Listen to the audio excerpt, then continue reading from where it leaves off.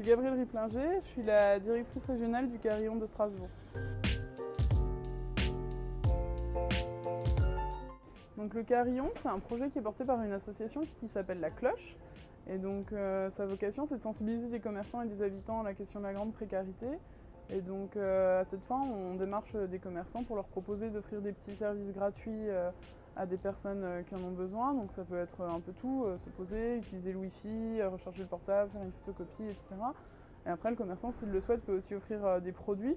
Donc typiquement, bistrot et chocolat, ça va pouvoir être des cafés, des plats du jour, etc. Mais après, ça peut aussi être des coupes de cheveux, enfin en fait tout ce que le commerçant peut et veut bien mettre à disposition. Gabrielle, le Carillon est à Strasbourg, mais c'est déjà une longue histoire au plan national. Au plan national, ça fait à peu près 4 ans qu'on existe. Et donc on est implanté pour le moment à Lille, Lyon, Paris, Marseille, Toulouse, Bordeaux, Nantes, enfin en gros les capitales régionales. Et donc depuis quelques semaines à Strasbourg, le bilan de ces quelques semaines, parce que vous démarchez des commerçants en quelque sorte, combien sont avec vous aujourd'hui? Donc là, ça fait 3 semaines qu'on est arrivé à Strasbourg. On a une dizaine de commerçants dans le réseau qui ont intégré le réseau. Après, il y a pas mal d'autres commerçants qui commencent à nous faire signe qui sont intéressés pour nous rejoindre. Et donc voilà, on commence à constituer une équipe de bénévoles et de commerçants. Voilà, donc ce sont des bénévoles qui démarchent les commerçants et qui expliquent le système du Carillon. C'est ça. Et le développement que vous espérez à terme? À terme, à Strasbourg, on aimerait bien avoir entre 50 et 70 commerçants d'ici la fin de l'année prochaine. Et après, se développer sur toute l'Eurométropole, donc métropole nord et sud, et encore plus tard, pouvoir ouvrir des franchises dans le reste du Grand Est. Et au niveau du ressenti, vos conversations, vos propres conversations avec les commerçants, vous les sentez sensibilisés à cette problématique-là, ou alors il faut vraiment ramer pour convaincre? Ça dépend vraiment de la sensibilité de chaque commerçant déjà de base, je pense, et puis un peu de l'image qu'il veut donner à son commerce. Après, en général, l'accueil est globalement favorable, même si on a eu quelques refus, mais qui sont tous justifiés, et voilà. Mais non, globalement, l'accueil est assez positif. Après, voilà, les gens, c'est pas forcément la démarche à laquelle ils sont habitués, et donc il faut quand même un peu argumenter pour expliquer en quoi ça peut être utile, quoi.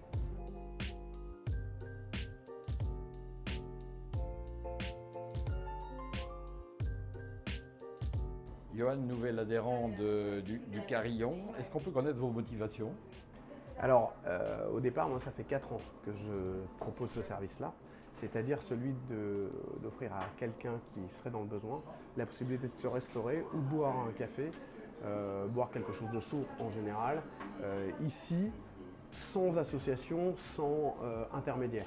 Donc du coup, le fait de passer par le Carillon, ça me permet d'avoir une visibilité supplémentaire pour les personnes les plus démunies, pour savoir où aller. Parce que c'est vrai qu'on commençait à tourner autour d'une équipe d'habitués dans le besoin qui pose pas plus de problèmes que ça. C'est juste que c'était peut-être bien d'en faire profiter d'autres et peut-être également de faire profiter mes habitués d'un autre système avec l'association Carillon. Qu'est-ce que vous offrez concrètement? Ici, vous pouvez venir à n'importe quelle heure, manger n'importe quand. N'importe quoi, c'est-à-dire un dessert, un plat du jour. Donc du coup, ça me permettait pendant les heures les plus creuses, de 14h à 16h par exemple, d'accueillir quelqu'un qui en aurait besoin pour un plat du jour éventuellement, un café, un chocolat, un thé.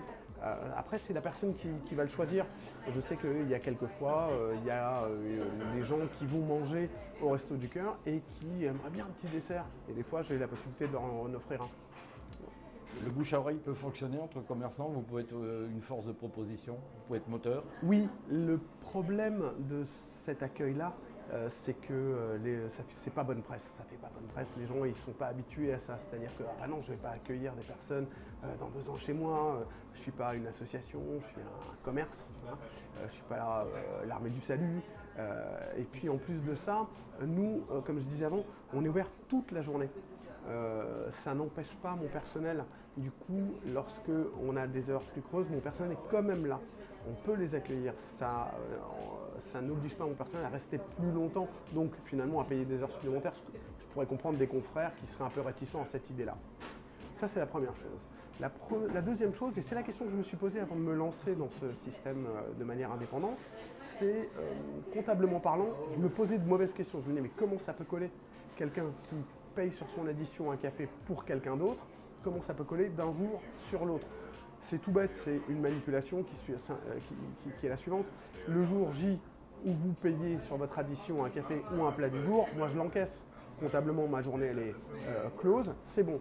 Le jour où la personne vient, c'est-à-dire le lendemain par exemple, il faut offrir ce plat. Il faut l'offrir ou l'enlever. Je sais que bien sûr, ça peut paraître bizarre d'enlever un plat de la caisse, mais en l'occurrence, si on l'offre, on ne l'enlève pas, parce que c'est le vrai mot de vocabulaire finalement, c'est la vraie définition, c'est offert. Et offert, pas forcément par moi, mais par quelqu'un d'autre. Moi, ce que j'offre, c'est le service qui va autour. Merci Johan. Avec plaisir.